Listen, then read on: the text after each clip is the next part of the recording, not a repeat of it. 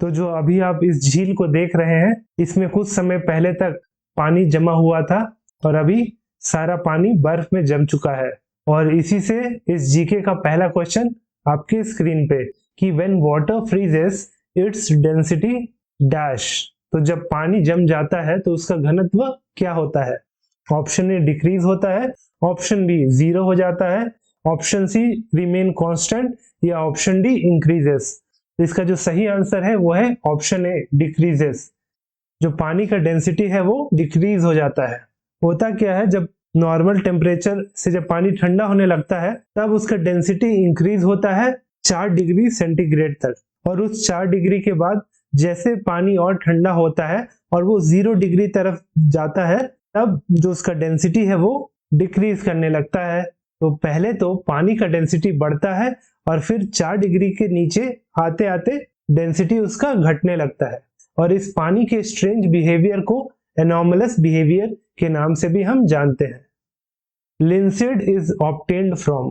तो अलसी कहां से प्राप्त की जाती है? तो की जाती है ऑप्शन बी फ्लैक्स से। ये फ्लैक्स से ही लिंसीड प्राप्त की जाती है, और इस सीड में आपको एसेंशियल ओमेगा 3 फैटी एसिड देखने को मिलेगी। Which one of the following is a vestigial organ? Vestigial organ यानी वो ऑर्गन जो शरीर में तो है लेकिन उसका कोई उपयोग नहीं है। तो इसमें जो सही ऑप्शन होगा वो option C wisdom teeth. Wisdom teeth, wisdom teeth जो होता है वो थर्ड मोलर को कहा जाता है। और ये वेस्टिजियल ऑर्गन हुआ क्यों? तो थोड़ा सा बैकग्राउंड जान लेते हैं कि जैसे हमारा जो खान पान जो डाइट है वो इवॉल्व हुआ है, उससे पहले जो अर्लियर ह्यूमंस थे वो रॉ खाना खाते थे, चाहे वो प्लांट्स हो या एनिमल मीट हो, और वो चबाने में बहुत ज्यादा मुश्किल होता था क्योंकि बहुत ही वो हार्ड होता था। और जैसे जैसे समय के साथ प्रॉपर कुकिंग इंट्रोड्यूस हुआ तो खाना सॉफ्ट होते गया और जो मोलर टीथ का जो यूज हो गया वो काफी कम हो गया, और इससे जो हमारा जॉ लाइन है पहले बड़ा होता था लेकिन इवोल्यूशन के साथ वो भी छोटा हो गया।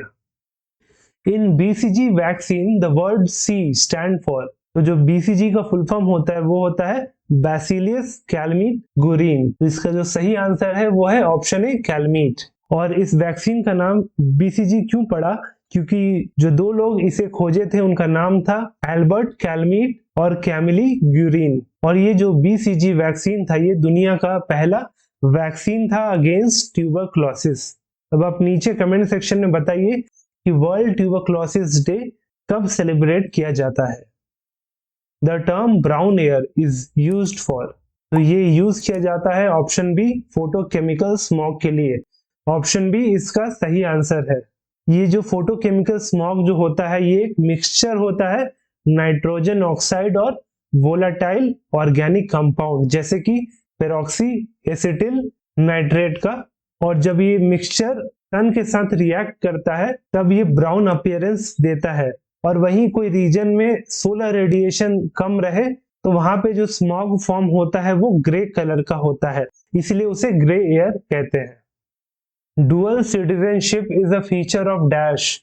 दोहरी नागरिकता डैश की एक विशेषता है। तो ये जो फीचर या विशेषता है वो ऑप्शन बी फेडरल गवर्नमेंट की है।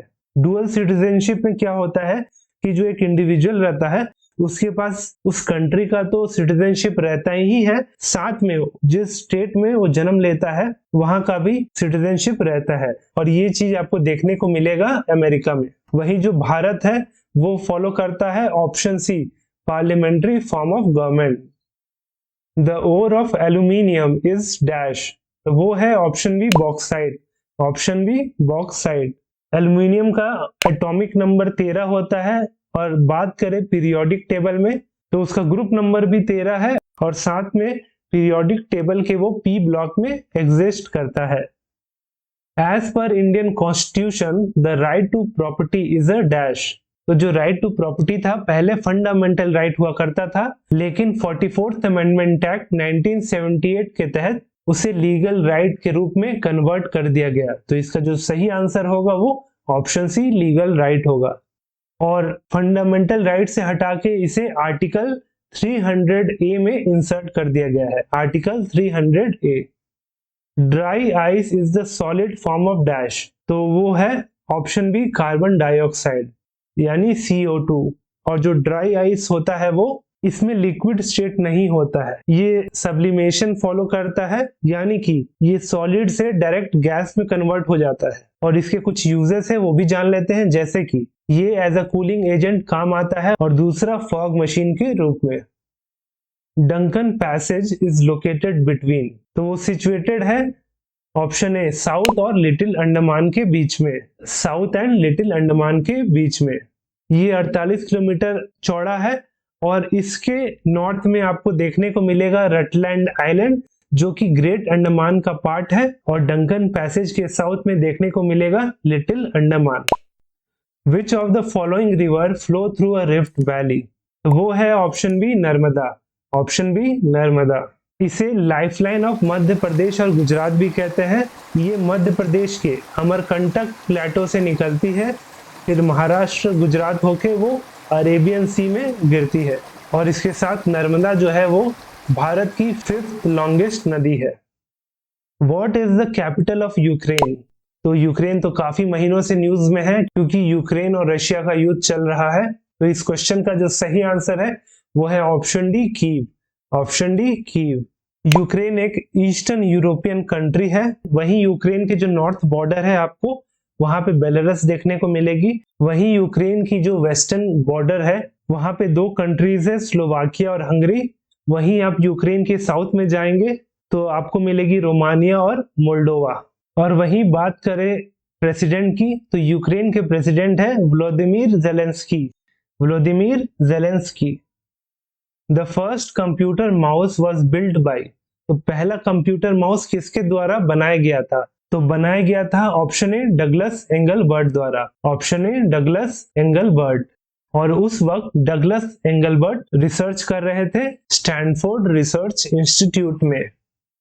Which of the following is an impact printer, निम्नलिखित में से कौन एक इम्पैक्ट प्रिंटर है, तो वो है option D Daisy wheel printer, option D Daisy wheel printer. अगर आप इम्पैक्ट प्रिंटर के बारे में नहीं जानते हैं तो बता दूं कि इम्पैक्ट प्रिंटर वो होता है जो पेपर और रिबन पे जो इंक होता है रिबन फॉर्म में, दोनों को एक साथ हिट या स्ट्राइक करता है तब जाके कैरेक्टर प्रिंट होता है पेपर में। जैसे कि एग्जाम्पल ले लीजिए टाइपराइटर जैसे, और इसके कुछ और एग्जाम्पल है जैसे कि dot matrix printer, drum printer. और वही बात करें नॉन इम्पैक्ट प्रिंटर की, तो उसमें इलेक्ट्रोस्टैटिक केमिकल और इंकजेट टेक्नोलॉजी यूज होता है, और वो जो है वो लेटेस्ट टेक्नोलॉजी है प्रिंटर में। और उसकी एग्जाम्पल हो गई जैसे कि option A inkjet printer, option B bubble jet, और वही ऑप्शन सी लेजर प्रिंटर।